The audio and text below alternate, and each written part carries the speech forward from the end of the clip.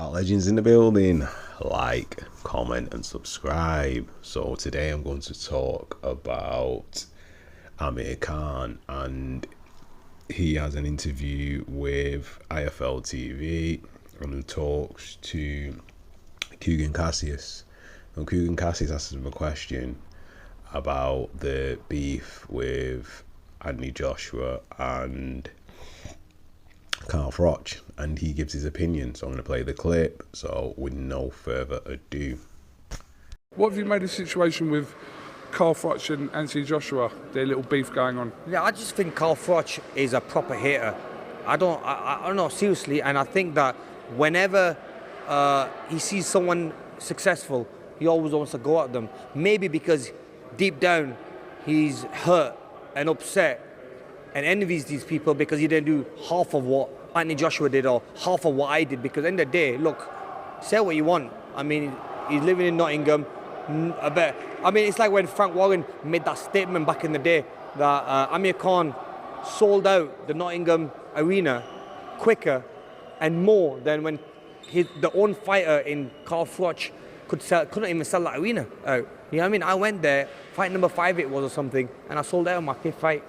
You know what I mean? Look, and I think he had a good career though, didn't he? Carl Froch did. He had a very good career, didn't he? He had a brilliant career, you know what I mean? But the only thing is that he look, I don't think he likes it when someone gives it him back.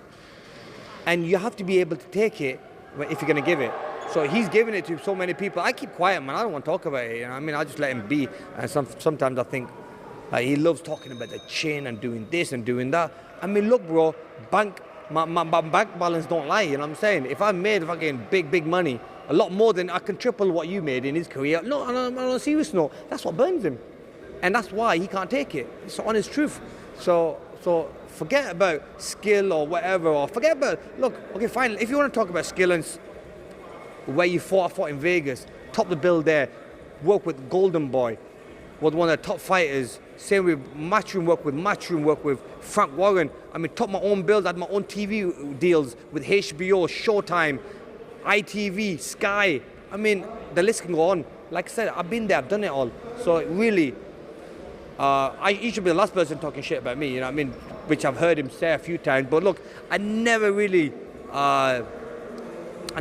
let him get to me. It doesn't really get to me, but I just think that people look at him thinking that he's a bit silly, really. Now he's having a go at Anthony Joshua, which I think is so stupid. What Anthony Joshua's done, winning an Olympic gold medalist, being an Olympic gold medalist, winning world titles. I mean, bringing back the heavyweight championship to England is a big thing, you know what I mean? But still, he's got something to say about that as well. But look, what can we say?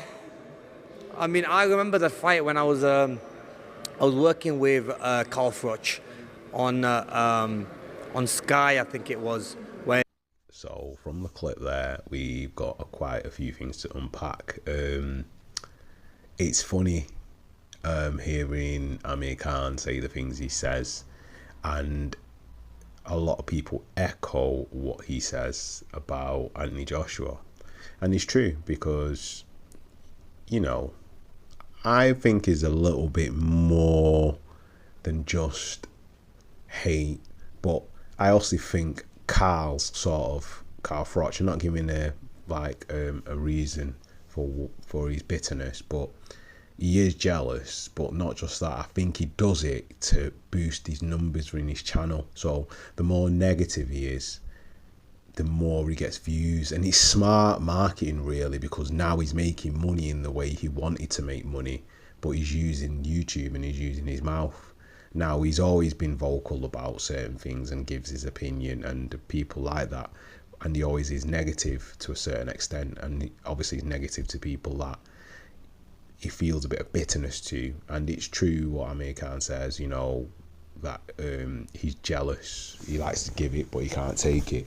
But not just that, some of the things that Amir Khan says are actually kind of valid, where he said that Frank Warren said that the home fighter from Nottingham couldn't sell out the arena, and the fighter that's from somewhere else came after his 5th fight, I think it was, came to Nottingham and sold out the arena just like that. So it just goes to show there's levels to popularity and how good fighters are in the public eye. Now, Amir King Khan, some people don't like him, but I know what that's down to. Great fighter. I don't care what anyone says. He would fight anyone. Great fighter. Great career. You can't throw shade on him. You know, he wanted to fight everyone.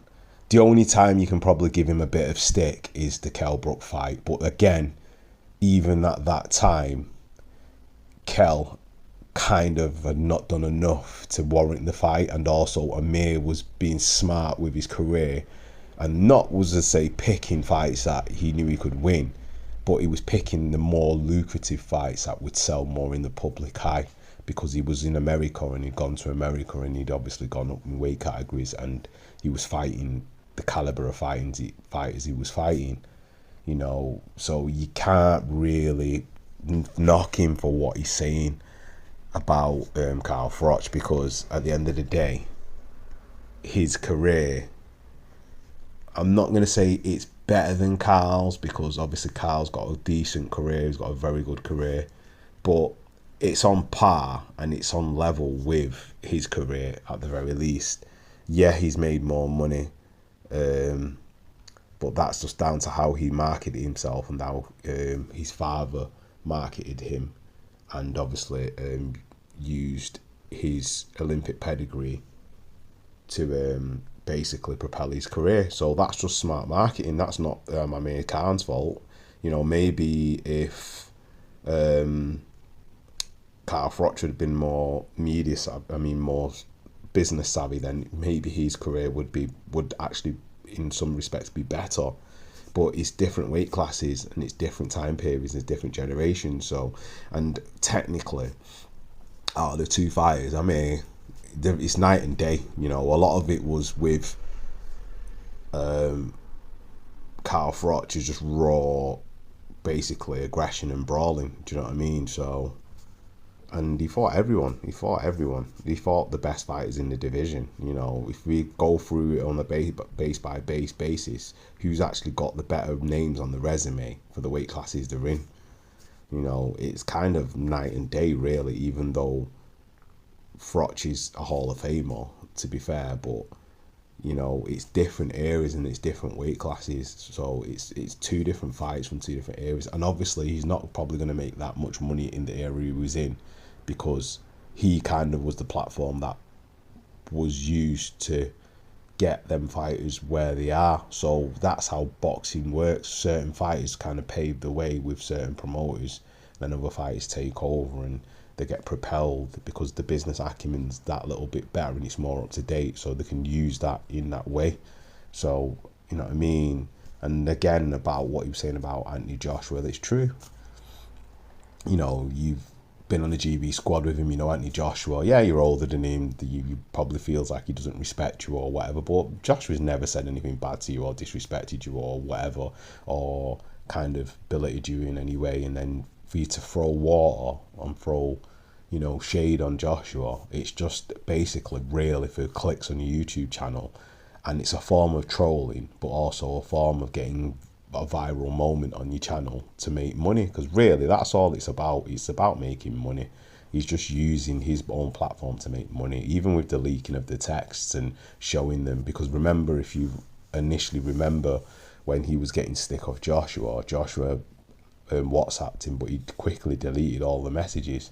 So something had been said before prior to this, but obviously we never got to see it because he deleted the messages. But that was when he was being more media savvy, and obviously the PR team probably told him, you know, you're going to mess up your image. So that's why he did that. But I think now that Joshua's lost and he's took a lot of stick off people, it's kind of that you can kind of see his real mentality and really who he is now coming out. So there's that kind of I don't give a fuck attitude, because you can't really say or do anything now to affect his career in any negative way or shape or form, because it is what it is. So if you like me, you like me. If you don't, you don't. It's kind of that, you know, take it or leave it kind of thing. So it is what it is. But Amir Khan says a few decent points in this interview, and even just talking about his own career and just talking about the situation and talking about Carl, he's honest, you know. So again,